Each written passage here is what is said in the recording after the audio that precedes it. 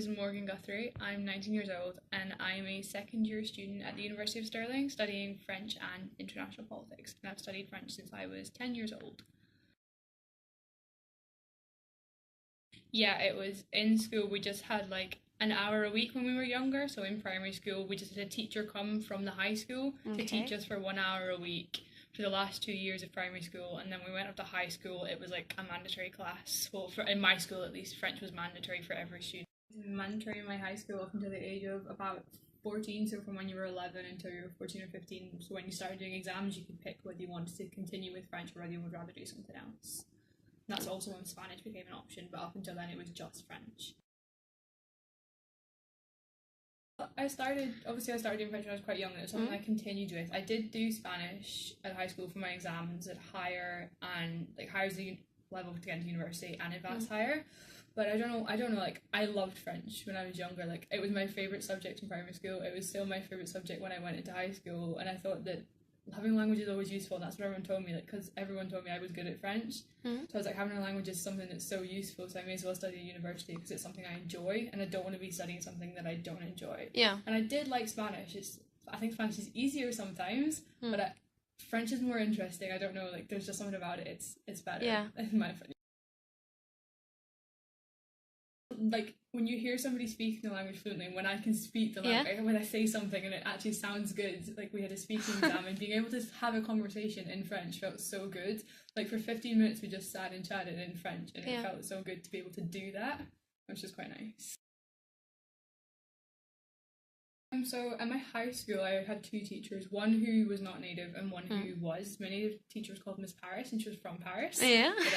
But she was a really good teacher. And then at university, for the more sort of grammar side and the speaking side of the languages, we have native speakers mainly. But for the culture side, it's mainly English, like English teachers or like people from America, but not natives. Okay. But that's only for culture. For things like grammar, it's definitely always native speakers. I would say native speakers. I think they just, at the end of the day, they do have a better grasp of the language, and so many of them, while they are native speakers, they've spent a lot of time in Scotland or England and whatever, so they have a good grasp of English as well, so they can explain everything in English if you need to, but they can still have that sort of extra little bit of, oh yeah, this is how we do it in France.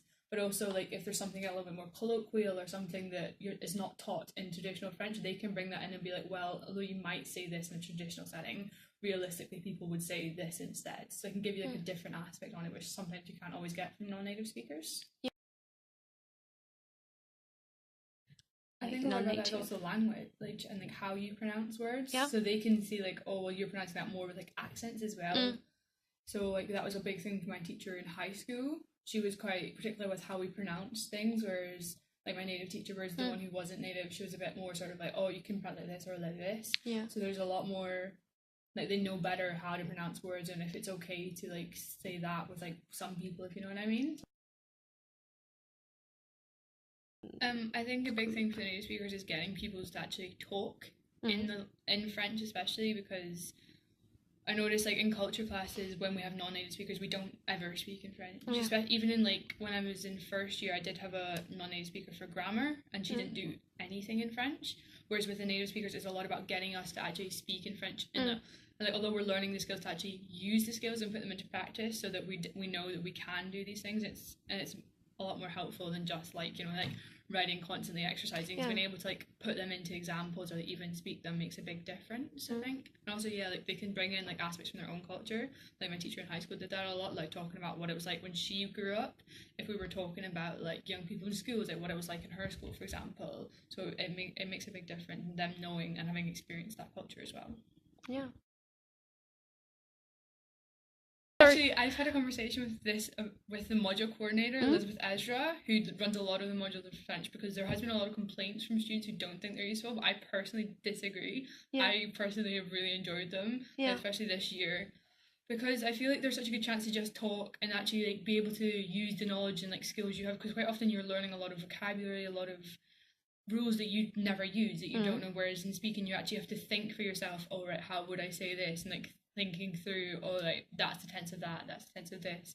I do that a lot in classes, knowing that I can actually use that in experience. And I think a lot of people are just like lazy. They just don't want to actually use their French knowledge and like use it.